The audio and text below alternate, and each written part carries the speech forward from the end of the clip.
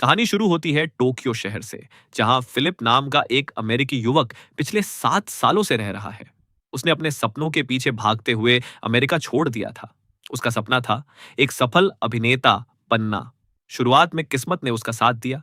उसे एक टूथपेस्ट का विज्ञापन मिला और उसी से उसे थोड़ी पहचान भी मिली। लोग उसे जानने लगे, उसका चेहरा पहचाना जाने लगा। लेकिन वह सफलता ज्यादा समय तक नहीं टिक सकी। उसके बाद से वह लगातार ऑडिशन देता रहा, लेकिन हर बार निराश होकर लौटता। रात को जब वह अपने छोटे से अपार्टमेंट में लौटता, तो अक्सर खिड़की से बाहर झांकता रहता। सामने के फ्लैटों में परिवार हंसते बोलते दिखाई देते, लेकिन उसकी जिंदगी में न कोई परिवार था, न कोई अपना। भीड़ के बीच रहते हुए भी वह पूरी तरह अकेला था। इसी बीच उसके एजेंट का फोन आता है। एजेंट उसे बताती है कि उसके लिए एक छोटा सा काम है। रोल बड़ा नहीं है, लेकिन पैसे मिल जाएंगे। दिए गए पते पर पहुंचकर वह अंदर जाता है और जो देखता है उसे चौंक जाता है। वहां एक अंतिम संस्कार जैसा दृश्य सजा हुआ है। लोग रो रहे हैं, कुछ भावुक भाषण दे रहे हैं, बीच में एक ताबूत रखा है। फिलिप भी चुपचाप जाकर बैठ जाता है।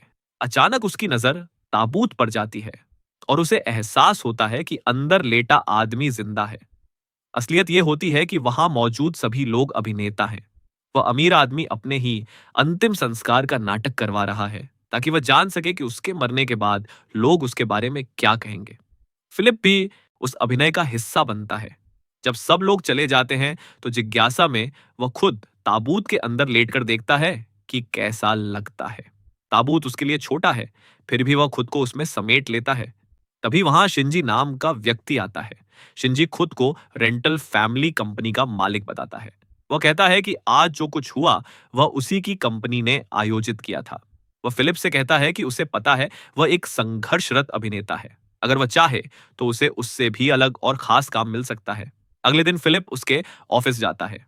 वहां उसे समझाया जाता है कि यह कंपनी थिएटर या शो नहीं करती, बल्कि लोगों की जिंदगी में जो रिश्तों की कमी है उसे कुछ समय के लिए भरती है। आज की भाग-दौड़ भरी जिंदगी में लोग अपने ही परिवार से दूर हो चुके हैं। कोई पिता को मिस करता है, कोई बेटे को, कोई पत्नी या दोस्त को। ऐसे में यह कंपनी किराए पर रिश्ते उपलब्ध कराती है, कुछ समय के लिए, कुछ घंटों के लिए, कुछ दिनों के लिए। फिलिप पहले असहज होता है। वह अभिनेता बनने आया था, नकली रिश्ते निभाने नहीं, लेकिन आर्थिक मजबूरी उसे हामी भरने पर मजबूर कर देती है। अब उसकी मुलाकात कंपनी की कर्मचारी एको से होती है। एको उसे बताती है कि एक लड़की नकली शादी करना चाहती है। कारण यह है कि वह अपने परिवार से दूर जाना चाहती है, लेकिन सच्चाई नहीं बता सकती। उसे एक अमेरिकी दूल्हे की जरूरत है और फिलिप इस रोल के लिए बिल्कुल उपयुक्त है। कॉन्ट्रैक्ट साइन होता है। रास्ते में एको उसे समझाती है कि क्या बोलना है, कैसे व्यवहार करना है, किस तरह मुस्कुराना है, कैसे भावुक दिखना है। अगली सुबह शादी का दिन आता है। फिलिप घबरा जाता है। उसे यह सब गलत लगता है। वह वॉशरूम में छिप जाता है, लेकिन एको उसे ढूंढ लेती है और कहती है कि अब पीछे हटना संभव नहीं। लड़की की पूरी योजना इसी पर टिकी है। आखिरकार शादी जापानी परंपराओं के अनुसार संपन्न होती है। लड़की के माता पिता बेहद खुश दिखाई देते हैं। शादी के बाद जब दोनों कमरे में होते हैं, तभी दरवाजे पर दस्तक होती है। एक युवती अंदर आती है और दुल्हन को गले लगा लेती है। तभी सच्चाई सामने आती है। दोनों एक दूसरे से प्रेम करती हैं। नकली शादी सिर्फ इसलिए की गई थी ताकि लड़की अपने माता पिता से कह सके कि वह शादी के बाद अमेरिका जा रही है, जबकि असल में वह अपनी प्रेमिका के साथ नई जिंदगी शुरू करेगी। फिलिप को एहसास होता है कि उसने किसी की जिंदगी आसान बनाने में मदद की है। नकली शादी वाला काम खत्म होने के बाद फिलिप को कंपनी की तरफ से एक नया कॉन्ट्रैक्ट दिया जाता है। उसे मिया नाम की एक छोटी बच्ची के पिता का किरदार निभाना है।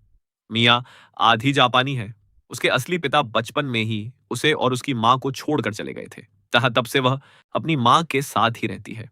अब उसकी मां चाहती है कि मिया का एडमिशन एक प्रतिष्ठित प्राइवेट स्कूल में हो, लेकिन उस स्कूल में सिर्फ बच्चे का इंटरव्यू नहीं होता, बल्कि माता पिता का भी मूल्यांकन किया जाता है। वे देखते हैं कि बच्चा अपने पिता के साथ कैसा व्यवहार करता है, उनके बीच कितना जुड़ाव है। इसी वजह से मिया की मां ने फिलिप को पति और मिया के पिता के रूप में हायर किया है। मिया को सच्चाई नहीं पता। मां फिलिप को पूरी स्थिति समझाती है। वह उसे एक बैग देती है और कहती है, जब तुम मिया से मिलो तो ये उसे दे देना, वह तुमसे नाराज है। फिलिप हल्की घबराहट के साथ मिया से मिलने जाता है। मिया उसे देखते ही नाराज हो जाती है। वह उसका दिया हुआ गिफ्ट जमीन पर फेंक देती है और वहां से भाग जाती है। फिलिप उसके पीछे जाता है। वह खुद भी असहज है। अभिनय करना एक बात है, लेकिन किसी बच्चे की भावनाओं से जुड़ना अलग बात। वह मिया को समझाने की कोशिश करता है कि उसे काम की वजह से अमेरिका जाना पड़ा था और इसीलिए वह इतने साल दूर रहा। तभी उसकी मां भी वहां आ जाती है और माहौल संभालती है। मिया आखिरकार फिलिप से एक वादा लेती है, तुम मुझे दोबारा छोड़कर नहीं जाओगे। फिलिप एक पल के लिए चुप हो जाता है। यहीं से उनके बीच एक रिश्ता बनना शुरू होता है। इसी दौरान कंपनी की तरफ से उसे एक और काम मिलता है। एक प्रसिद्ध जापानी अभिनेता उम्र के साथ डिमेंशिया का शिकार हो चुका है। उसकी याददाश्त धीरे धीरे कमजोर हो रही है। उसे डर है कि लोग उसे भूल चुके हैं, कि उसका नाम और उसका काम अब किसी को याद नहीं। फिलिप को एक अमेरिकी पत्रकार बनकर उसका इंटरव्यू लेना है। जब वह उस बुजुर्ग अभिनेता के घर पहुंचता है, तो उसे वहां गहरी उदासी महसूस होती है। वह कलाकार भीतर से टूट चुका है, लेकिन फिलिप समझदारी से बातचीत शुरू करता है। वह उसके पुराने किरदारों की चर्चा करता है, उसके अभिनय की तारीफ करता है, उससे उसके करियर के बारे में पूछता है। धीरे धीरे उस बुजुर्ग के चेहरे पर चमक लौट आती है। अगले दिन फिलिप मिया के स्कूल जाता है। आज उसकी पहली गतिविधि है। उसे एक साधारण हैंगर से कुछ रचनात्मक बनाना है। मिया बाहर से दिखाती है कि वह फिलिप को पसंद नहीं करती, लेकिन वह चाहती है कि उसका डैड उसके साथ रहे। वह हैंगर से एक सुंदर सजावटी वस्तु तैयार करती है। घर लौटते समय मिया वही वस्तु फिलिप को दे देती है। फिलिप उसे हाथ में लेकर कुछ पल तक देखता रहता है। उसके भीतर एक अनोखी खुशी भर जाती है। यह पहला मौका है जब किसी ने उसे सच्चे दिल से कुछ दिया है। कुछ समय बाद वह मिया को डिजिटल एक्वेरियम दिखाने ले जाता है। उसी दौरान उसकी कास्टिंग एजेंसी से फोन आता है। उसे बताया जाता है कि 1 महीने पहले दिए गए ऑडिशन में उसका चयन लगभग तय है। यह एक बड़ा रोल है, लंबी अवधि का काम है। अगर यह मिल गया तो उसका करियर बदल सकता है, लेकिन इसके लिए उसे साउथ कोरिया जाना होगा। फिलिप फोन सुनकर भी खुश नहीं होता। वह कहता है कि वह सोचकर बताएगा। अब उसके सामने करियर और रिश्ते के बीच चुनाव है। उधर बुजुर्ग अभिनेता उससे अपने अतीत की बात करता है। वह बताता है कि जब उसकी बेटी छोटी थी, तब वह अपने काम में इतना व्यस्त था कि उसे समय नहीं दे पाया। आज दोनों के बीच दूरी है। वह फिलिप से पूछता है, क्या तुम्हारी कोई बेटी है? फिलिप कहता है, हाँ, उसका नाम मिया है। वृद्ध अभिनेता उसे सलाह देता है, अगर सच में बेटी है तो उसके बचपन में उसके साथ रहना। इसी बीच फिलिप मिया के साथ एक कैट फेस्टिवल में जाता है। दोनों हंसते खेलते नजर आते हैं। मिया कहती है कि वह अपने दादा दादी से मिलना चाहती है। फिलिप शांत स्वर में बताता है कि उसके पिता उसे बहुत पहले छोड़ गए थे और उसकी मां अब इस दुनिया में नहीं है। मिया को दुख होता है। वह अपना मोबाइल आगे बढ़ाती है और कहती है, तो अपना नंबर सेव कर दो। फिलिप को पहली बार महसूस होता है कि वह किसी के लिए मायने रखता है। मिया उसे एक लिफाफा देती है और कहती है, घर जाकर खोलना। घर पहुंचकर जब वह लिफाफा खोलता है, तो उसमें मिया की बनाई हुई एक सुंदर पेंटिंग होती है। उसी समय एजेंसी पुष्टि करती है कि उसका चयन हो चुका है, लेकिन वह रोल ठुकरा देता है। वह कहता है, अगर मैं गया तो शायद जीवन भर पछताऊंगा।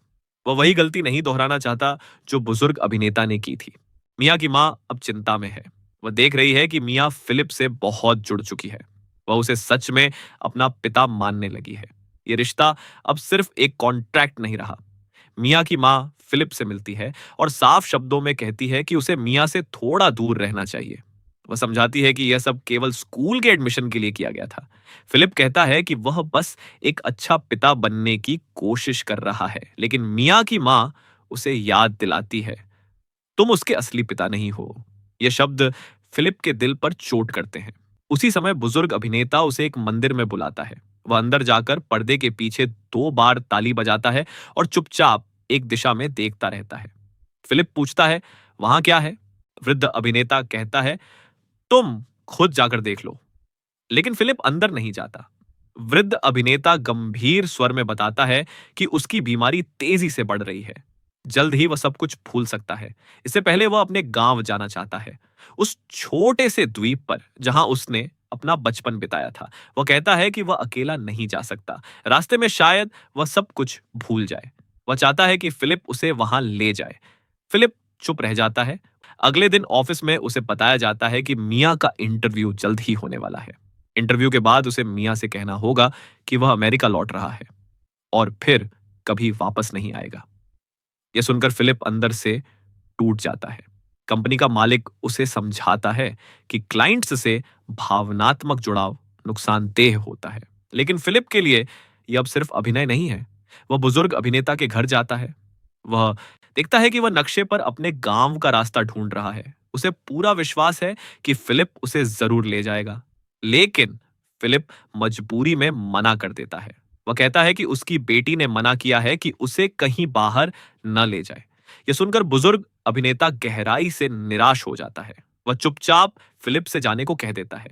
फिलिप भारी मन से वहां से निकल जाता है। मिया के स्कूल में इंटरव्यू का दिन आता है। मिया की मां ने पहले ही समझा दिया था कि ज्यादा भावुक नहीं होना है। लेकिन इंटरव्यू के दौरान जब उनसे परिवार के बारे में सवाल पूछे जाते हैं, तो फिलिप खुद को रोक नहीं पाता। वह अपने मोबाइल में मिया की बनाई हुई ड्राइंग दिखाता है और उसके बारे में दिल से बात करता है। इंटरव्यू खत्म होने के बाद वह मिया से कहता है कि उसे 1 साल के लिए अमेरिका जाना होगा। मिया यह सुनकर चुप हो जाती है। फिर अचानक वह उसे गले लगा लेती है। दोनों की आंखों में आंसू होते हैं। उसी रात फिलिप फैसला करता है। वह सुबह सुबह बुजुर्ग अभिनेता के घर पहुंचता है और कहता है, चलो हम तुम्हारे गांव चलेंगे। वृद्ध अभिनेता की आंखों में चमक आ जाती है। दोनों उस द्वीप पर पहुंचते हैं। पुराना घर देखकर वह भावुक हो जाता है। वह बताता है कि उसने अपना पूरा बचपन वहीं बिताया था। वहीं उसने पहली बार अभिनय किया था। एक बड़े पुराने पेड़ के पास जाकर वह जमीन खोदता है। वहां से एक डिब्बा निकलता है जिसमें पुरानी तस्वीरें रखी होती हैं। उसके बचपन की, उसके परिवार की, उसकी पत्नी की। वह तस्वीरों को देखते हुए कहता है, यही मेरी असली जिंदगी थी, जिसे मैं कहीं खो बैठा था। फिलिप समझता है कि उसने उसे एक बार फिर अपने अतीत से मिला दिया है। शहर में दूसरी ओर एको भी अपने जीवन से जूझ रही है। उधर कंपनी का मालिक गुस्से में फिलिप को फोन करता है और कहता है कि उसने नियम तोड़े हैं। तभी बुजुर्ग अभिनेता अचानक बेहोश हो जाता है। फिलिप उसे तुरंत अस्पताल ले जाता है। वह संभल जाता है, लेकिन उसकी बेटी पुलिस के साथ पहुंचती है और फिलिप को गिरफ्तार करवा देती है, क्योंकि पहले ही उसे बाहर न ले जाने की चेतावनी दी गई थी। कुछ दिनों बाद खबर मिलती है कि बुजुर्ग अभिनेता का निधन हो गया। मरने से पहले उसने कहा था कि फिलिप को उसके अंतिम संस्कार में जरूर बुलाया जाए। फिलिप वहां पहुंचता है। वह समझता है कि उसी व्यक्ति की वजह से उसे रिश्तों की अहमियत समझ आई। इसके बाद वह मिया के नए स्कूल में उसे मिलने जाता है। मिया अब सच्चाई जान चुकी है कि वह असली पिता नहीं था, बल्कि एक अभिनेता था। फिर भी वह उसे माफ कर देती है। अंत में फिलिप उसी मंदिर में जाता है। इस बार वह पर्दे के पीछे जाता है। वहां कोई मूर्ति नहीं, सिर्फ एक आईना है। आईने में उसे अपना ही चेहरा दिखाई देता है। वह समझ जाता है कि इंसान जिस अर्थ, जिस अपनत्व, जिस भगवान को बाहर ढूंढता है, वह सब उसके भीतर ही है। उसके चेहरे पर एक सुकून भरी मुस्कान आ जाती है। कहानी हमें यह सिखाती है कि रिश्ते किराए पर लिए जा सकते हैं, लेकिन सच्चा जुड़ाव अभिनय से पैदा नहीं होता।